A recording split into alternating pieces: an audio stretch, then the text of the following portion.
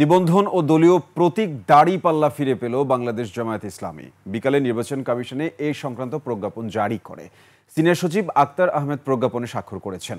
আদালতের রায়ে 2013 সালে রাজনৈতিক দল হিসেবে জামায়াতের নিবন্ধন বাতিল ও 2016 সালে কোর্ট সভার একটি সিদ্ধান্তে তাদের দলীয় প্রতীক দাড়িপাল্লা বাদ দেওয়া হয়েছিল। উচ্চ আদালতের রায়ের পরিপ্রেক্ষিতে গত 4 জুন জামায়াতের নিবন্ধন ফিরিয়ে দেওয়ার সিদ্ধান্ত নেয় নির্বাচন কমিশন। সে সময় তারা প্রতীক সহ দলের নিবন্ধন চেয়েছিল।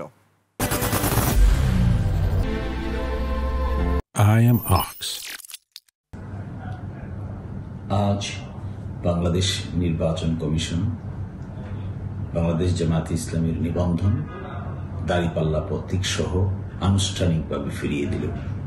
এই প্রক্রিয়ার সঙ্গে সংশ্লিষ্ট সকলকেই আমি আইনজীবী হিসেবে আমার পক্ষ থেকে ধন্যবাদ জানাচ্ছি।